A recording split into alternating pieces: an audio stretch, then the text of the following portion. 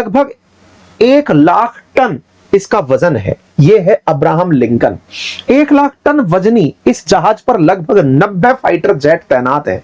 इसको ऑपरेट करने के लिए लगभग 5000 लोग तैनात हैं। अपना एयरबेस लेकर चलने वाले इस अब्राहम लिंकन के मालिक अमेरिका की हालत इस समय यह है कि इस जहाज पर से लगभग 6 नौसैनिकों ने अब तक सुसाइड अटेम्प्ट कर लिया है, कूदने का प्रयास कर लिया है। नंबर 1। नंबर दूसरा, इनके परिवारजनों ने यह रिक्वेस्ट की है ट्रंप से कि हमारे बच्चों को वापस ले आओ। अब आप पूछेंगे क्या मतलब, इस जहाज पर ऐसी क्या दिक्कत आ गई? साथियों, यह जहाज लगभग 266 दिन से पानी में तैर रहा है। यह जहाज तट पर जा ही नहीं रहा है। तो इससे क्या दिक्कत आ गई? दिक्कत यह आ गई कि जो 5000 सैनिक यहां तैनात हैं, उन्हें यहां की जो भी सुविधाएं हैं, चाहे वो पानी के अंदर बने लंबे समय तक बने रहने के कारण आई दिक्कत हो या युद्ध के माहौल में पूरे समय तैनात रहने की असुविधा हो, वो परेशान कर रही है।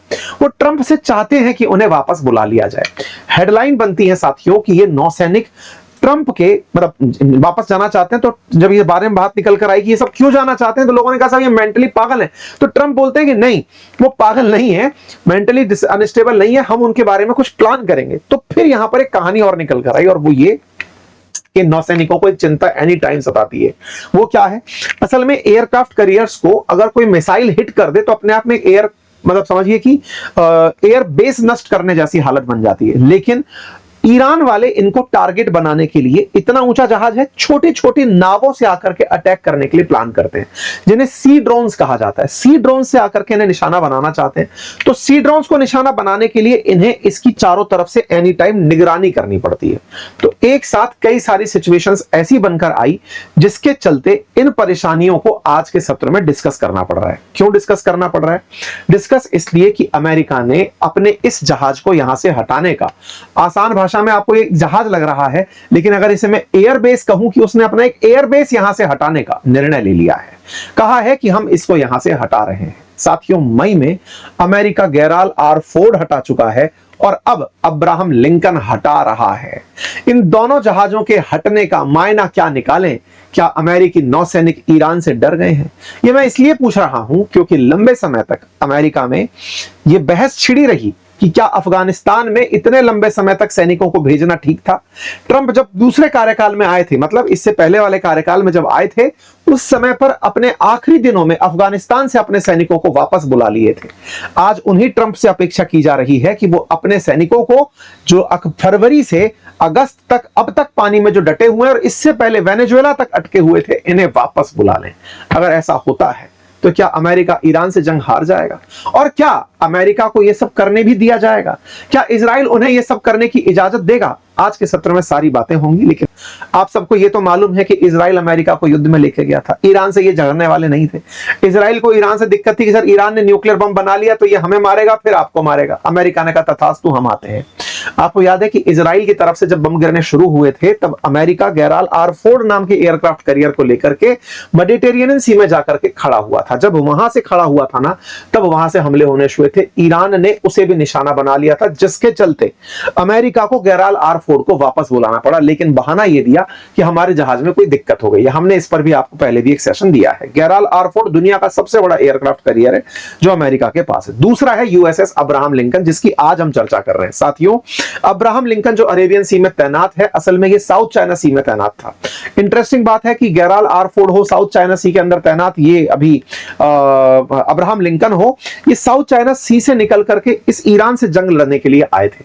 साउथ चाइना सी में चाइना के पास लगा हुआ मोर्चा छोड़ करके जंग के लिए आए थे। इनको हमेशा अपॉइंट करके रखा जाता है कि सुनो तुम चाइना सी में खड़े रहो, सुनो तुम वेनेजुएला के सामने खड़े रहो, चलो तुम रशिया के सामने खड़े रहो, चलो तुम भारत, जिसके साथ जंग करनी होती है वहां पे जाकर के उसको डॉक कर देते हैं।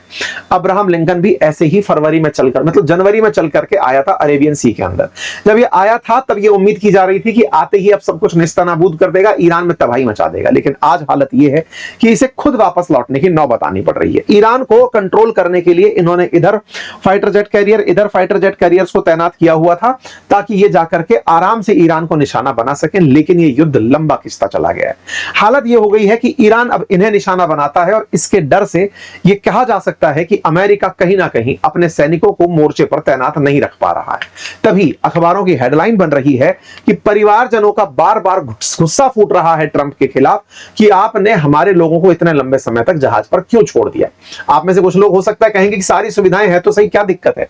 दिक्कत असल में सुविधा नहीं है, दिक्कत वो स्थिति है जिस स्थिति में ये परिवारजन अपनों को पा रहे हैं कि 9 महीने से जिसने जमीन नहीं देखी, 9 महीने से एक आइलैंड पर कोई आदमी टिका हुआ है, रोज काम कर रहा है, ना परिवार से मिल रहा है, ना परिवारजनों से मिल रहा है, ना अपना जीवन सही से जी पा रहा है। 3 महीने की खैके लेके गए थे, 6 महीने से पानी में लेके खड़े हुए हैं, कुल मिलाकर 9 महीने हो चुके हैं। तो परिवारजनों की ये रिएक्शंस इस समय सोशल मीडिया पर बड़ी चर्चा का विषय बन चुके हैं। कई परिवारजन, जिनमें से 5000 से अधिक परिवारजन जो हैं, इस बात को लेकर के अमेरिकी राष्ट्रपति और वहां के रक्षा मंत्री के सामने लगातार सवाल उठा रहे हैं कि अब्राहम लिंकन पर सही स्थिति नहीं है। अब सवाल बना कि सर अगर सही स्थिति नहीं है तो ये किसके लिए विन विन सिचुएशन है? क्या मान लिया जाए कि ईरान का भय उनके अंदर बैठ गया? देखिए, किसी भी जंग में अगर कोई सेना पीछे हटती है तो ये अपने आप में वॉर रिट्रीट है, पीछे हट जाना। चाहे आपने जापान का मामला उठाया हो कि जापान ने जब पहली बार हमला करना शुरू किया था तो north Korea, south Korea, China सब उसके कब्जे में थे। मंचूरियन जगह जैसे ऊपर कब्जा करके बैठा हुआ था, लेकिन जैसे ही उसके ऊपर न्यूक्लियर बम गिरा वो सबसे पहले सैनिकों को हटाना शुरू किया। दुनिया में जब भी सैनिक पीछे हटते हैं दूसरा देश उसको अपनी विजय मानता है। आज ईरान के भय से पहले गेराल्ड आर फोर्ड चला गया, अब अब्राहम लिंकन जा रहा है। ट्रंप ने हालांकि यह कहा है कि मैं इसकी जगह दूसरा वाशिंगटन भेज दूंगा, वाशिंगटन भी उनका एक जहाज है, बोले मैं उसको भेज दूंगा, वो भी लेकिन साउथ चाइना सी में तैनात है। तो अब यहां से अब्राहम लिंकन हटता है और उसकी जगह वाशिंगटन नाम का जहाज यहां कर खड़ा होता है। तो ऐसे में साउथ चाइना सी के अंदर उनकी डिफेंस कमजोर हो जाएगी और उनकी कमजोर हुई डिफेंस का फायदा नॉर्थ कोरिया और चाइना, साउथ कोरिया और जापान को धमकाने में लेंगे, क्योंकि अगर वहां पर डिफेंस नहीं बची तो वो वहां पर बैलिस्टिक मिसाइल परीक्षण करेगा। साउथ कोरिया और जापान को चिंता ही इस बात की हो रही है कि यार आप लोगों ने अपने जहाज यहां से हटाए और नॉर्थ कोरिया आए दिन अब हमारे ऊपर बम धमाके कर रहा है। ऐसे में ये सारी चर्चाएं बनती चली जा रही हैं। वहीं पर अमेरिकी सैनिकों के साथ जो स्थिति हुई है वो उसको समझने के लिए लोग प्रयास कर रहे हैं, तमाम प्रकार के बयान दिए जा रहे हैं, लेकिन जो सबसे ऊपर जानकारी आप सबके दिमाग में चल रही होगी वो केवल इतनी है कि अमेरिका ने ये दिन देखे क्यों, ऐसा हुआ क्यों। असल मायने में अब तक अमेरिका जब भी जंग करने गया, चाहे अफगानिस्तान में जंग करने गया हो, चाहे दुनिया के किसी भी, चाहे वियतनाम में गया हो, कहीं भी गया हो, वो अपने साथ में लोगों को लेकर जाता, नाटो फोर्सेस को लेकर जाता था। ये ऐसा युद्ध है, शायद इतिहास में उसके लिए एक लंबे समय बाद ऐसा सबक है कि ईरान के साथ जंग करते समय उसके साथ कोई भी नहीं खड़ा है। ऐसे में उसके अपने मिसाइल खुद से जो जंग करने में काम आ ही रहे हैं, साथ ही साथ में जिन देशों की उसने सुरक्षा गारंटी ले रखी है, यानी कि चाहे सऊदी अरब हो, यमन, सऊदी अरब हो, ओमान हो, कतर हो, यूएई हो, बहरीन हो, इन सब की सुरक्षा में भी उसकी पैट्रियट मिसाइल और थार्ड सिस्टम खत्म हो रहे हैं। और तो और युद्ध लड़ने के लिए खुद को फाइटर जेट्स कैरियर भी लेकर चलने पड़ रहे हैं। ऐसे में अमेरिका की शक्ति छीन हो रही है।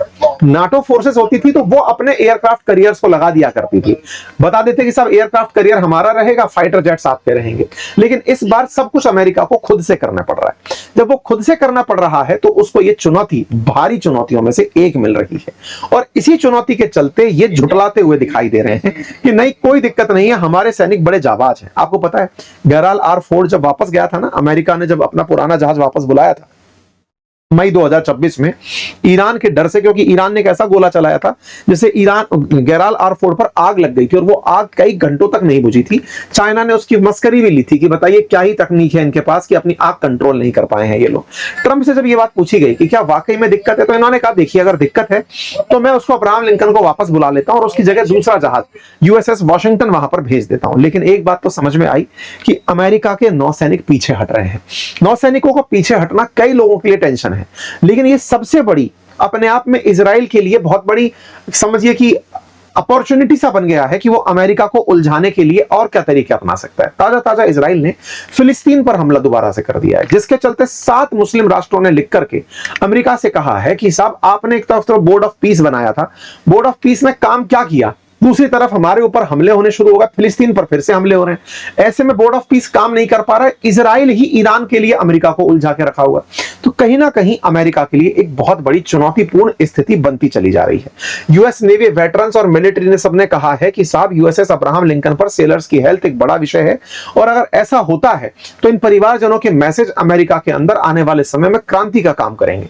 जो बार बार ये कह रहे हैं अपने बच्चों को मैसेज भेज करके हो सकता है कल हमारी आंख ना खुले। 6 से अधिक सेलर्स ने सुसाइड अटेम्प्ट कर लिया है। आपको याद होना चाहिए कि ये सारी वो स्थितियां हैं जो अमेरिका जैसे देश के लिए, जहां दुनिया में महाशक्ति होने का वो दंभ बरता हो, आज जैसे दुनिया के वॉर में वो अकेला खड़ा है, और जिस तरह से उसके सैनिक बार बार ये तस्वीरें डाल रहे हैं। आपको याद होगा कि एक बार कुछ भारतीय सेना के कुछ वीडियोस ऐसे आए थे जिसमें भारतीय सैनिकों ने कि हमारे खाने की क्वालिटी देखिए कितनी खराब है, बस इतना सा एक वीडियो आया था जो कि डॉक्टर था, किसी के द्वारा माल इंटेंशंस के साथ था, उस पर कितना बवाल हो गया था। आप सोचकर देखिए कि अमेरिका के लगभग 5000 नौसैनिकों में से लगभग 5000 परिवारजन निकल करके ये बाहर आए हैं कि हमारे बच्चों को खाना अच्छे से नहीं मिल रहा, हाइजेनिक सिचुएशंस नहीं मिल रही, और अमेरिका की मजबूरी है कि वो उन्हें वापस नहीं बुला पा रहा है। इसका मतलब समझ रहे हैं? इसका मतलब केवल इतना है कि अमेरिका अब मजबूरन जंग में है, उसको जंग में रहने के लिए अब सामर्थ्य मिल नहीं रहा है। जहां एक खबर सीएनएन ने यह चला दी थी कि इनका 80% असला खत्म हो गया है, उससे अमेरिकी उलझ गए थे। अब ये दूसरी खबर है जो यहां पर जुड़ रही है। खैर, गेराल्ड आर फोर्ड की तरफ अब्राहम लिंकन भी वापस जा रहा है और दुनिया वाले इसके मजे ले रहे हैं। और अगर ऐसा होता है तो स्ट्रेट ऑफ हॉर्मुज पर ईरान की पकड़ और मजबूत होगी, और अगर ऐसी स्थितियां बनकर आती हैं तो आने वाले समय में ईरान की स्थिति को लोग ज्यादा पॉजिटिव तरीके से मानेंगे। हो सकता है कि ईरान को इस समय पर चाइना का और रशिया का इसलिए भी सपोर्ट मिल रहा हो कि अमेरिका के पास से नेवी का, उसके पास जो असले हैं, आर्मर है, उन सब का नुकसान होता जा रहा है।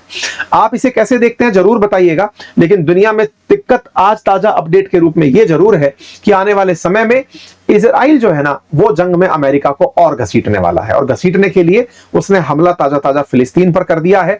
और ऐसा करते हुए हेडलाइन बनकर के आई है कि इजराइल ने फिलिस्तीनियंस को मारना शुरू कर दिया है, जिसके चलते 7 मुस्लिम राष्ट्रों ने अमेरिका को लिखकर कहा है कि यह सब नहीं होना चाहिए था। खैर, जैसा भी होगा अपडेट आप लोगों तक पहुंचाया जाएगा। आपकी इस पर टिप्पणी क्या है कि क्या अमेरिका वाकई में पीछे हट रहा है? क्या अमेरिका के सैनिकों का हौसला टूट रहा है? आपकी क्या टिप्पणी है? कमेंट बॉक्स में जरूर बताइए। फिलहाल के लिए इतना ही। अपना ध्यान रखें। धन्यवाद।